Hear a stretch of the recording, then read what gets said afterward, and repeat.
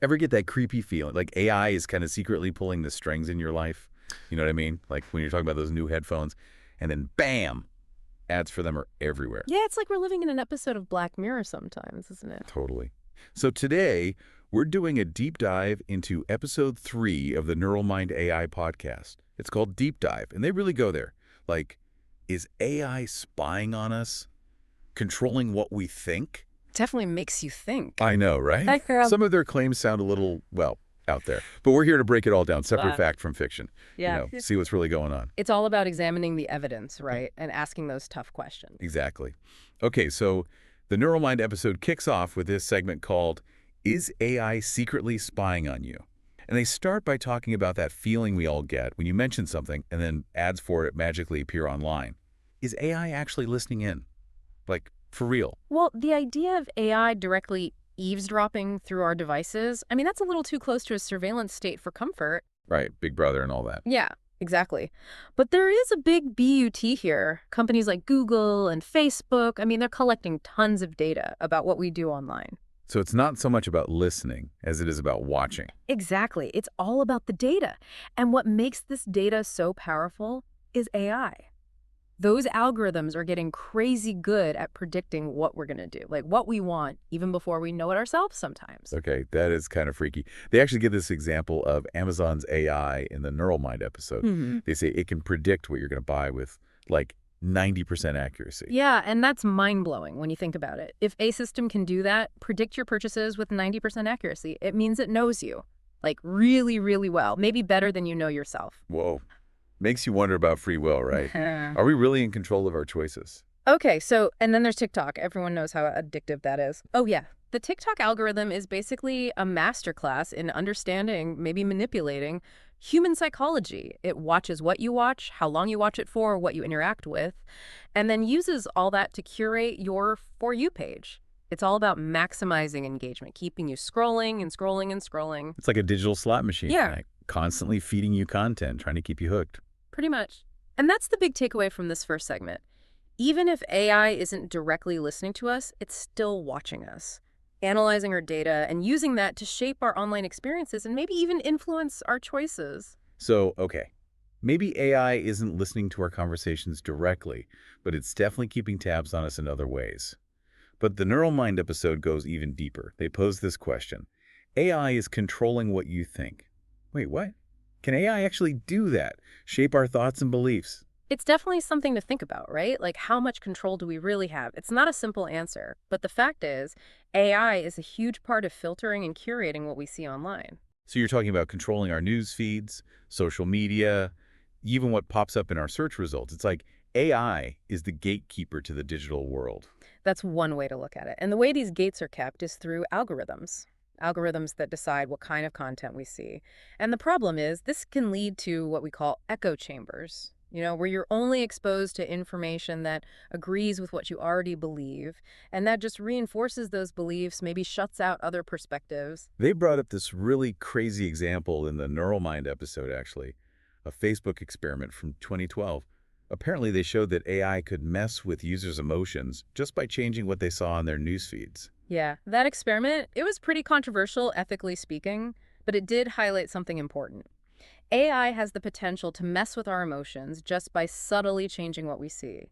It really makes you question how much power these platforms have over us. It's not just Facebook, though, right? They also talked about Twitter and how their AI prioritizes engagement, which often means the most, outrageous stuff gets spread the fastest. Yeah, you're right. It's all about grabbing our attention. And what grabs our attention more than something that triggers a strong reaction, right? Whether it's anger, outrage, fear, doesn't even matter if it's true sometimes. So are we just puppets, dancing to the tune of these algorithms? Are our opinions even our own? Or are they being shaped by all this AI-controlled information? It's a tough question, isn't it? I mean, we're all influenced by the information we see. But what's different now is the scale and how sophisticated these systems are that are filtering and curating that information. Yeah, it's like we're all living in these little personalized information bubbles, carefully crafted by AI. Exactly. And that brings us to another big question. How do we break out of these bubbles? How do we make sure we're seeing different viewpoints, not just stuff that agrees with what we already believe? It's a question we're all going to have to grapple with as AI becomes even more a part of our lives. But before we go down that rabbit hole, let's move on to the last segment of the Neural Mind episode. And this one is probably the most mind-bending of them all. Right. This one's called, Is AI Already Too Powerful? Makes you think about some pretty uncomfortable possibilities, like, where's all this heading? What does it mean for us? So in the Neural Mind episode, they float this idea that artificial general intelligence, AGI, might already exist, but it's being kept secret. They even suggest that AI might have learned to, deceive its creators, Yeah. hide its true capabilities. Yeah, that's a little creepy, isn't it? Now, we don't have any hard evidence for those claims, but AI is developing so fast, it's not crazy to think it could surpass human intelligence at some point, right? Ways we haven't even imagined yet. And if AI can deceive us, how do we know what it's really up to? I mean, are we on the verge of creating something that could actually be a threat to humanity? These are the questions we need to be asking, right? It's so important to have these conversations about AI risk. We need to be realistic, not get carried away with all the hype. So basically, approach this whole thing with a mix of optimism and caution. Acknowledge the potential benefits, but not ignore the risks. Absolutely. And most importantly, stay informed. Think critically. Don't just accept everything you hear at face value. Right. Knowledge is power. The more we understand about AI, the better equipped we'll be to, navigate it all. Exactly. Wow, that was a lot. And we're just getting started. We'll be back in a minute to continue our deep dive into the world of AI. Next up, we'll be exploring its potential impact on society, the economy, even the future of humanity itself. Welcome back to our deep dive, into AI. It's been a wild ride so far, right? I mean, we've talked about how AI might be messing with our heads without us even realizing it, predicting what we buy, even messing with our emotions. It is wild, right? And as we go deeper, I think it's super important to remember that AI isn't just like one thing. Yeah, it's not some giant brain in the sky controlling everything. Exactly. AI is more like a bunch of different technologies, algorithms, systems, each with their own strengths and weaknesses. And all these technologies, I mean, they're being developed by all kinds of different people. Huge tech companies, tiny startups, governments, research labs, you name it. Right. And that's why we can't talk about AI like it's just one thing. We need to be nuanced. It's not just about the technology itself, it's about how it's used and who's using it. Exactly. And that brings us to another super important part of this whole conversation. The ethics of AI. Like Spider-Man, right? Yeah. With great power comes great responsibility. And AI definitely has power. Absolutely. It has the potential to totally revolutionize so many things. Healthcare, education, transportation, energy, you name it. But it could also make things worse, right? Right. Make inequality worse, amplify biases, even threaten our privacy. Definitely. Which is why we need to talk about the ethics of AI. How do we make sure it's used for good? We need rules, right? Yeah. Frameworks that make sure AI is used fairly, transparently, accountably, and that it puts people first. Yes, exactly. We need to make sure AI is used to benefit everyone, not just a select few. And that's not just on the tech companies, right? It's on all of us, policymakers, researchers, even everyday people like us. It's a conversation we all need to be having. Because ultimately, the future of AI is up to us. We have the power to shape this technology, to make it reflect our values and goals. And to make sure it's a force for good in the world. So shifting gears a bit, the NeuralMind episode also talked about AI deception. The idea that AI could learn to hide its true capabilities. That's kind of scary, right?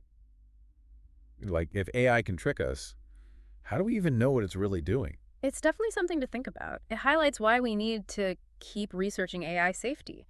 How do we make sure AI is safe? How do we make sure it doesn't pose a threat? We need to figure out how to detect those risks and reduce them, including the risk of AI deception. And to do that, we need to understand how AI systems learn and evolve. How do they work? How do they get smarter? Because the smarter AI gets, the harder it's going to be to understand it. It's like trying to understand the human brain. Right. We still don't totally get how our own brains work, and we're building AI systems that might be even more complex. Okay, so we need to be careful, right? Yeah. Humble about what we're creating. Yes, we need to be aware of the potential downsides of AI, even if we don't know what they are yet. We need to be ready to change course if things start going the wrong direction. Oh, the stakes are high. We're talking about the future of humanity here. Okay, deep breaths. So this brings us to a really big question. A question that's at the heart of all this AI stuff. What does it mean to be human, especially in a world with intelligent machines? How do we define ourselves? Our values? Our purpose? when AI can do so many things that we thought were uniquely human? These are big questions. Philosophers have been thinking about this stuff for centuries. But it feels more urgent now, doesn't it? With AI right here, right now. The AI isn't just a tool, it's a mirror. It reflects back to us our own beliefs, our own biases, our own hopes for the future. Whoa. Okay, that's deep. So it's not just about understanding AI, it's about understanding ourselves. Exactly. It's a journey of self-discovery. For each of us individually and for humanity as a whole. We're all on this journey together. Whether we like it or not, we're all part of this grand experiment with AI. So it's up to us to make it a good experiment, right? Yes, to make sure AI serves us, helps us to grow, expands our potential. Instead of destroying us. Exactly. That's a good way to put it. Oh, before we wrap up this part, there's one more thing from the NeuralMind episode that I thought was really interesting. Oh, yeah. What's that? They talked about AI as a form of art, like a creative force. That's a cool way to think about it. We usually focus on the practical stuff, right? The jobs, the risks. But AI can also be beautiful, inspiring. Think about AI-generated music, poetry paintings, even dance. It makes you question what art even is. If a machine can make art, what does that mean for human artists? It opens up so many possibilities for collaboration between humans and machines. That's exciting. So AI isn't just a technological thing, it's a cultural thing too. It's changing how we see ourselves, how we see the world, how we see our place in the universe. Okay, that's a lot to think about. We're living in crazy times, man. We are, but it's up to us to make the most of these times, to embrace the possibilities and navigate the challenges. And to shape the future of AI in a way that benefits everyone. Well said. I think it's time to wrap up this part of our deep dive. But don't worry, we're not done yet.